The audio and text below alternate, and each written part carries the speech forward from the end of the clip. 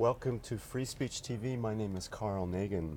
My guest today is Naelyn Pike. She is an 18-year-old Chiricahua Apache from San Carlos, Arizona. And she has the distinction of being the youngest person ever to testify before Congress. She went there as co-leader of Apache Stronghold, which is a movement that is seeking to defend and preserve sacred Indian land in Oak Flat, which is part of the Tonto National Forest in Arizona, from foreign mining interests. In particular, Resolution Copper, which is a subsidiary of Rio Tinto, a British-Australian-owned firm. Some history and some context about this. In 1955, President Dwight Eisenhower declared Oak Flat closed to mining operation because of its cultural heritage and natural value. And that designation was renewed by President Nixon. 2 American presidents protected this land. But despite these restrictions and the promise of 2 Republican presidents, in December 2014, the U.S. Congress traded away this land to a foreign mining company as part of a midnight rider attached to a defense spending bill. And this is a unique event, not only for First Nation peoples, but for all of us. It's the first time that a foreign company has been given American land sacred to Indian nations. And the giveaway was the handiwork of Senator John McCain and Jeff Flake, a former lobbyist for Rio Tinto and a contributor to John McCain's campaigns. They claim the copper mine will bring jobs and boost the local economy, but local mining groups dispute these claims and oppose this land swap.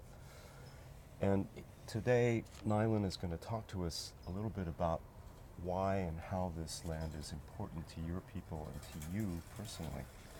Welcome to Free Speech TV. Thank you for being with us. Thank you. Well, first I'd like to introduce myself. Tagut she Naelyn Pike Konze. She's San Carlos Kunliyo. Shitaja Najoni and Panse Pike. So I said my name is Naelyn Pike. I live in San Carlos and I have 2 little sisters, Najoni and Panse. And so I'm the oldest of 3 girls. And I think what is really important for me is the land. And my great-grandmother, she taught that to my grandfather, who taught that to my mom, and now she's teaching it to me, and it's up to me to teach it to my sisters and my little cousins, and so that I have future children, they would understand that too.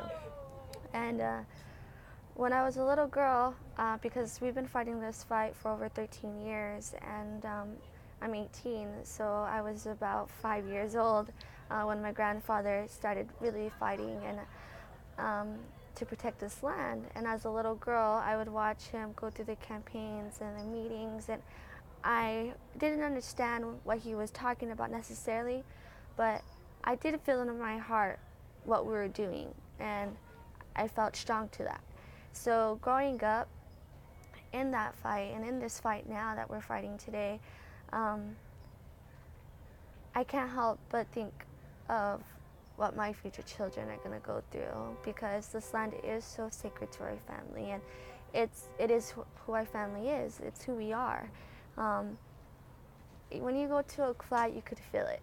It's like you're there and you see the stars, and then you at night, and it's so beautiful, and just the way the wind goes through the trees and all those acorn trees, you would see elderly women, and they're teaching their grandchildren or great-grandchildren how to pick it and how to respect it and give thanks to the food that is given to you there at that spot.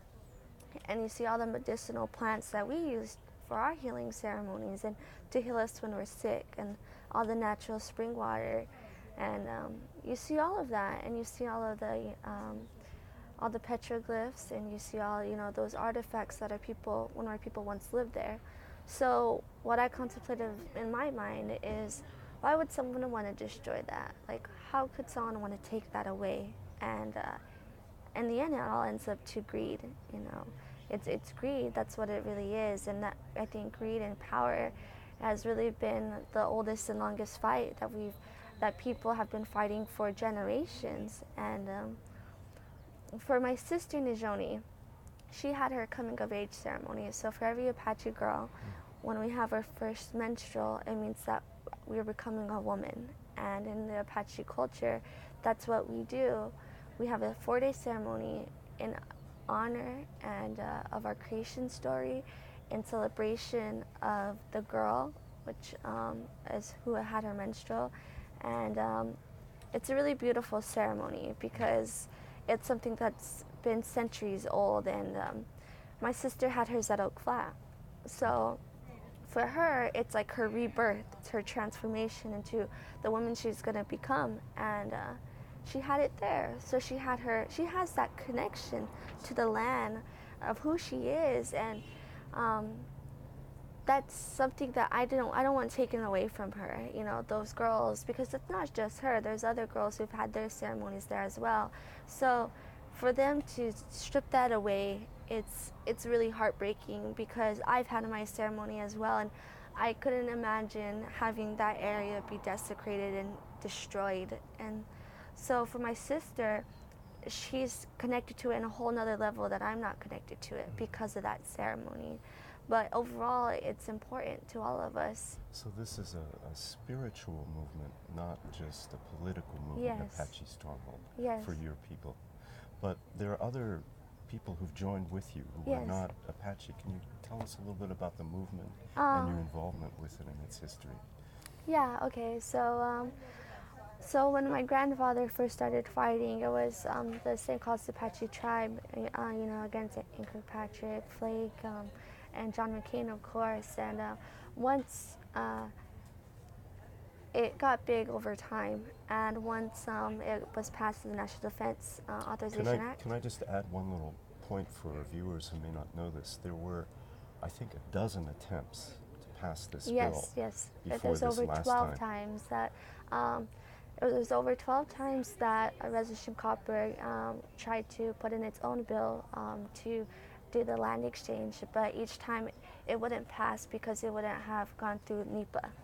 And so what had happened is that like the hour before midnight, you know, John McCain slipped it in the National Defense Authorization Act, and that's how the land exchange was passed. So that's bypassing all laws. And that's what makes it important for all these organizations and for this unification against what is going on, because it can happen to anyone now. It's a precedent. Yes, it sets a precedent for this country and for all people in all sacred land and sacred areas. And that's why people are coming together, because it is important. And I think that's why, you know, we came to Standing Rock, or we go to these sacred areas and these movements, because we understand that these issues could happen to us just as well. So through that, we've had multiple organizations come, all religions come, because what they see is that. And that's why I think, like, I'm so blessed. We're at a time of change, at a time of understanding and being open-minded to these things rather than before, because now they understand and see that how can someone belittle another person's belief? How can someone take someone's history and belief away and destroy that for money? And overall, it's protecting this earth, and we need to protect that for the future of our generations. And I'm very glad and honored to see that hope. And that's why all of us are coming together, because it's not an Apache fight, it's a human fight. It's for all of us together, because it is a foreign mining company, and you know, it's not just gonna happen here, it's happened, you know, in Australia, you know, it's happened in Brazil and in South America. Yeah, see, so like all these places already have been taken away, and we can't let that. Enough is enough. Wonderful. Some of the groups that are working with you, and some of the people that are working with you locally and nationally. I know there was a Baptist minister who came. Yes, Reverend William Barber from the Poor People's Movement. We've had a local mayor. Yeah, Roy Chavez, who the city, the town supports, you know, the Apache Stronghold and what we're doing, because it's only 5 miles away from Oak Flat. So they would hit them directly, you know, because right next to them is Apache Leap, and that will Tell be us about affected. Apache Leap. So, some of our viewers may not know what it is. A brief story about Apache Leap. Apache Leap to me is really another sacred area. It is a part of Oak Flat, but what had happened is that in the 1800s we had our Apache Wars, so fighting against the United States government and the cavalry, and what happened was that while the cavalry was trying to force everyone and imprison them on the St. Carlos Apache Reservation, there was a band of Apaches that didn't want that. They grasped onto that freedom and they didn't want to leave that area. So what they did is that they jumped off Apache Leap, off that cliff, that canyon, because they'd rather die on the land than to be prisoners of war and be stripped from their culture and tradition and their identity. So to us, that's a reminder of what we're fighting for, because you see that we're still fighting that same fight, maybe not physically, but we're still fighting. We have monuments all over this country to people who have fallen in wars. Gettysburg, imagine a foreign mining company taking over Gettysburg and digging a horrible pit there where the graves of soldiers from both the North and the South are. It's and that's terrible. what we talk about, like, how can someone take this religion, but if they were going to do that to a church or anything else, they would have never, it's not even a thought in their mind, but because, it's a native group, it's an indigenous, tribe, we can do it. It's not going to matter. And that's where we have to say now that we're no longer going to be the hidden truth. We're no longer going to be that dust underneath the rug. We have to lift that up, because all that truth does need to be heard, because it doesn't just affect us, it affects everyone. Thank you. That's a very powerful statement. I want to talk also a little bit about the environmental implications of this. Resolution Copper has proposed to use a technique, I believe it's called block caving. Yes. And it's going to create a 2-mile crater and displace, I believe, it'll create 1.6 billion tons of toxic waste. And that waste is going to, mining tailings, is going to have to be put somewhere. Where are they planning to put this? Resolution Copper, why they want to mine the Oak Flat area is because it's the largest copper ore in North America. So block cave mining is the cheapest and fastest way to extract the copper ore. Once they completely extract it, what they're going to do is, so all the toxic tailings, so what you're talking about, is going to be a few miles away from Queen Valley, the city of Queen Valley. But what is sad is that how the air works in it's very Arizona. dry there. Yes, and so the air from that toxic waste is going to go to the Metro Valley area, so through Phoenix, through Tempe, Scottsdale. These are very wealthy, largely white communities. Yes, and I think people need to be awakened to that, because they don't see it. If you don't see it, you don't think it's a big issue, but they're going to be breathing it in. Just because you don't see it doesn't mean you're not being harmed. It doesn't mean it's not going to affect you. It's an invisible poison. Yes. It has mercury in it. It has heavy metals, all kinds of particulates that we don't see. Yeah, and the people need to be awakened to this, because we've had a high epidemic of cancer, especially in the town of Superior Globe in Miami, because that's the copper triangle. So there's 3 large copper mines in the area, and the communities are affected by it. They have cancer, and you grow up healthy and doing good and being very athletic, and then all of a sudden you have cancer, and it's because you're swimming in the toxic water and you didn't even know as a kid. And so you see that, and now people need to realize that we have to wake up. This is important, and we can't let our children go through the same thing that we did. There's a town near you called Hayden, I believe. Yes. That is almost abandoned because it was a big copper mining town at one point, and it became so toxic that people had to leave. Yeah, and these toxic tailings are horrible. I don't know how people cannot understand that. But with the water, all the natural spring water, now you could feel, because of what's going on with the mining, and they've already dug some shafts. Yes, and so the water is warm, building algae, and that's killing, It's and the water is still. So the water is, moving its natural course. It's being stopped. So it's being still, and that's not good for the animals that are going to drink it. And there's no animals drinking some of the water, and that's where I felt really sad for my sister, because in your ceremony you have on the last day, you cleanse yourself, like you wash your body, and because she's painted.